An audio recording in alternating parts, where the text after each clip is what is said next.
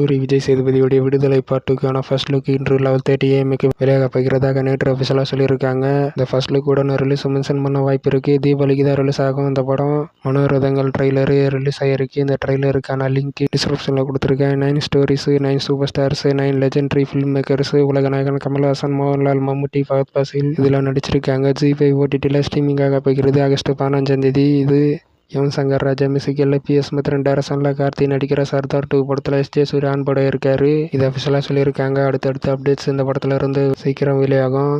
Thangalaan first single song name Minikki Minikki. இந்த song இன்று 5 PM வெளியாகிறதாக நேற்று அஃபிஷியலாக சொல்லியிருக்காங்க. ஒரு நியூ போஸ்டருடன் ஆகஸ்ட் 15 இந்த படம் தேட்டர்ஸில் வெளியாக போகிறது.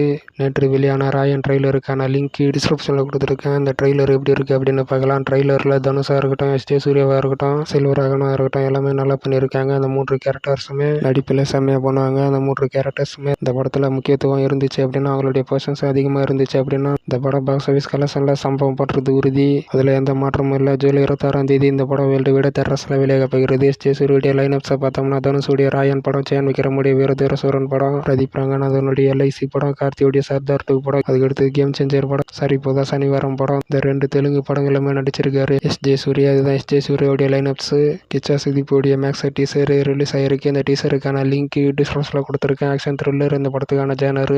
One of the biggest award SIIMA 2024 Dubai September 14 September 15 Nexa SIIMA nominations. ஜெயிலருடன் கவினுடைய பிளடி பகர் படம் Tamil Nadu theatrical rights 5 star Senthil வாங்கியிருக்காங்க. இந்த படம் செப்டம்பர் 25 ரிலீஸ் பிளான் பண்ணி வச்சிருக்காங்களாம். இப்போதைக்கு சுதா கங்கரா டைரக்ஷனில் சிவகார்த்திகேயன் நடிக்க போறாரு. இது கன்ஃபார்ம்டு அப்படின்னு சொல்லப்படுது. இந்த காம்போ சூர்யா 43 படத்தில் சுதா கங்கரா டைரக்ஷன் பண்ணுறதாக இருந்தது. அந்த படத்தில் தான் சிவகார்த்திகேயன் நடிக்க போறாரு. அதாவது புறநானூறு படத்தில் அப்படின்னு சொல்றாங்க. அதற்கான அக்ரிமெண்ட் எல்லாம் சைன் ஆயிடுச்சான். ஆக்ஷன் சப்ஜெக்ட் இந்த படம் அப்படின்னு சொல்றாங்க.